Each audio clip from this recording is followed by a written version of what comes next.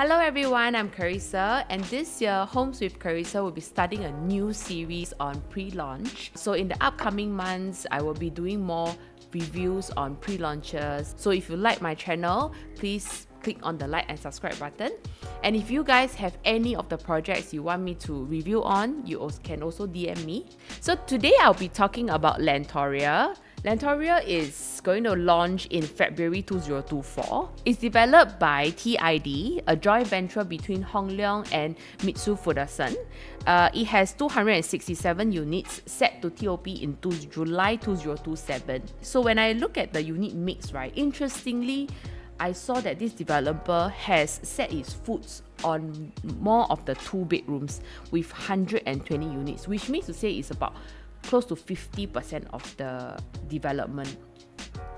Okay, so let's say if we are looking at a 2-bedroom for investment, given in this area like Lentor, it's a own stay area, with the combination of Lentoria, Lentor Modern, Lentor Hills, to be honest, I'm not so sure will there be an oversupply issue.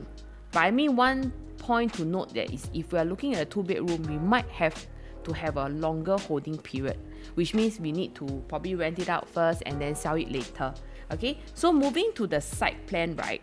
As I mentioned earlier, there is Lentor Hills, Lentor Modern, Lentor Mansion, and here we are, Lentoria. These site plans are normally flat, so we will normally think that it's all, of the same height. But block 38 and 36 is 17 floors, and block 32 is at level 8. So there is a difference in terms of the building height. Next, I will be moving on to the site plan and the location map. Over here, right, most of the 2 bedrooms are actually facing the road and the HDB. And then over here will be facing Lentor Mansion. Okay, so now we will start with the 2-bedroom analysis. Okay, so basically in the 2 bedrooms, right, there are 4 layouts, but the major sizes are actually only 700 and 732 square feet. So let's have a quick look at their floor plans. I would say that BS1 and BS2, the only difference is actually one is 700 square feet and the other one is 732. But I don't see a major difference in terms of their layout.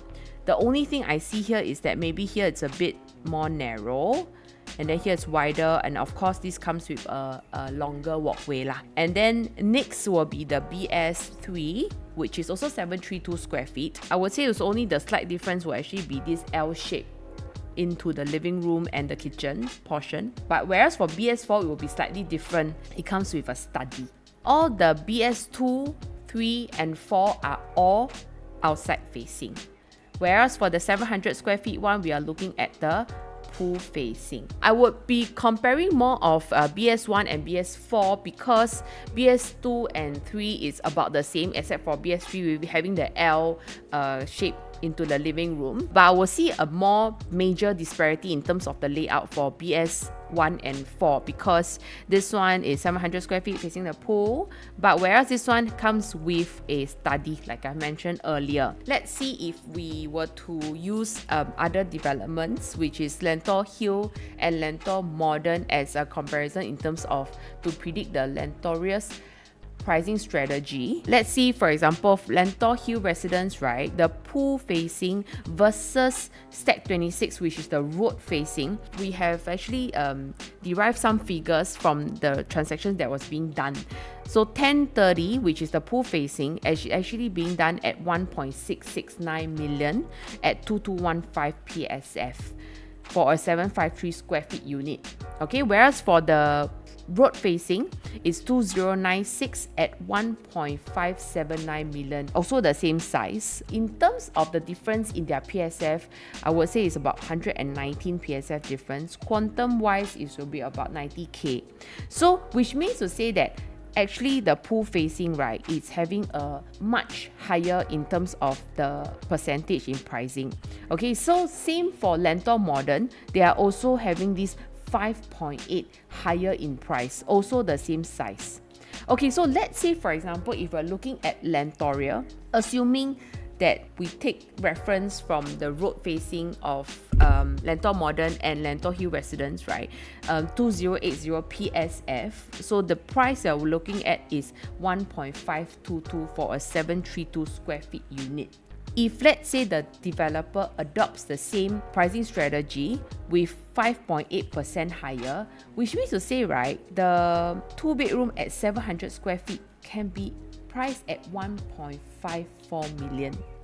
So this, in terms of the pricing, I would say the unit is slightly smaller, but yet the price is much higher. So if you ask me, I would recommend, like I've mentioned earlier, this price disparity is about 18k, but in terms of the sizing, we're talking about 32 square feet difference. So I will recommend BS4 732 square feet facing the road, because it's cheaper. I mean, it will be bigger for sure, but it is cheaper and it comes with a study. So a fact to note that we also did a little bit research on the resale market. Panorama pool facing versus the road facing. Both of them are at 700 square feet, one having the pool, which is stack 31, and then one having the road, which is stack 01. I would say that if you look at the transactions 1 month apart, actually they didn't have much of a profit difference other than maybe a mere 7,000. So I would say that in terms of the resale market, pool and road facing will not have too much of a difference, whereas it's more of what is our entry price in the beginning. Okay, so next I'll be talking about the 3-bedroom. So 3-bedroom, we are looking at C1 to C5. I have actually stated 4 layouts, which is the compact ones of the 3 bedrooms, and then next it will be the premium of the 3-bedroom. So for all 3, right, we're looking at 915, 936, 936 and 958. So I think the major difference is actually the kitchen. So of all the compact layouts, I will probably pick the 915 layout because it has a more possible of enclosing the kitchen. The rest are all open concept. This is also open concept kitchen, and this as well. Okay, so why I will pick this is because most of the time for 3-bedroom, people buy for own stay.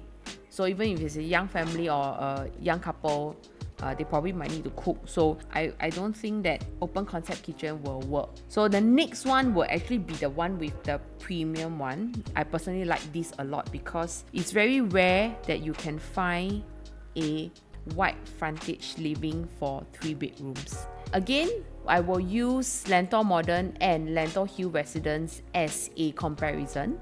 In terms of these 2 layouts, right, one is actually facing the pool, and the other one is facing HDB and also the road. For this is level 8 is the max, and here is 17. So if let's say in terms of Lentor Modern's transactions, that was already being done, 0728 versus 0727. Stack 27 is facing the road, then the other one is facing the tennis court and towards the landed, which is probably a bit of unblocked. So based on the same level, the difference in terms of pricing is 8.5%.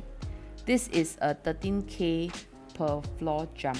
And for Lentor Hill, it's also having the same comparison. One is facing the Lentor Modern, the other one is facing the pool. But for Lentor Hill Residence, they were a bit more conservative on the jumps. The difference we're looking at is 3.8%.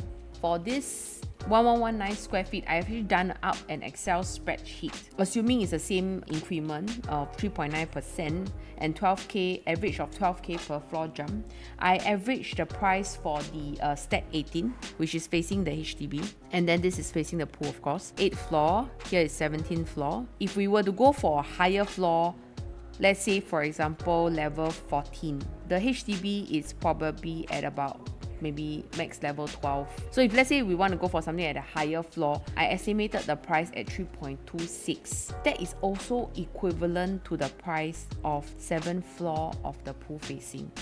So with this, right, I would probably think that stack 18 will actually make more sense in terms of the pricing. So then we will move off to 4-bedroom. Okay, so 4-bedroom, same thing. I also have listed 3 of the floor plans, D1 and 2.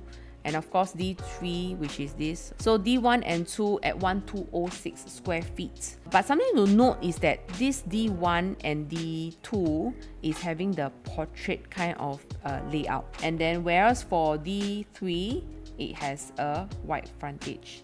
Okay, so why I always emphasize on wide frontage is because wide frontage, most of the times when we do resale viewings, right, buyers will have a bit more wow factor in terms of when they come into the unit. It's like, because they will have this kind of view instead of like the view like this. You walk in like this, and then you see there's only like one small balcony, whereas for here, your eye view, it's definitely, you know, this wide. So it will create a more grand feeling for the unit itself. For surrounding supply, we're looking at Lentor Hills, which is at 1356 square feet. But the bigger size actually have portrait kind of layout, and the average price is at 2.6. And then whereas for Lentor Modern is at 1528 square feet, which I would think is a bit too big, and the pricing wise is 3.1 averagely. So in terms of affordability wise, it's about a 500k kind of difference. So in terms of the 4-bedroom supply, right, surrounding comparison, if we're looking at the sizes wise, I would say that Lentor Modern will be a bit overpriced because of the size. If we were to compare both of these, which is Lentor Hill and Lentoria, I would say that this one will have a plus point because at 1345 square feet, it has a landscape layout. Okay, and then assuming that it's priced at this as well, 2.6 million. So in summary, for 2-bedroom, I would recommend stack 10 and 16 given the size and of course the extra study space, and provided the developer adopts the same pricing strategy. For 3-bedroom, I would recommend the compact, which is at stack 7, the one that is possible enclosable kitchen for buyers with limited budget. For 3-bedroom premium, it'll definitely be stack 18. I will go for higher floors because it potentially be priced lower than stack 3. 4-bedroom, 1206 is not, in my opinion, unless you really need the 4th bedroom lah. Okay, so 1345 is my preferred stack at stack 14, as the surrounding supply is not that great. Okay, that's all for today, guys. So if you have any inquiries on Lentoria, do DM me. If you like my video, please like and subscribe. Once again, I'm Charissa and I'll see you soon.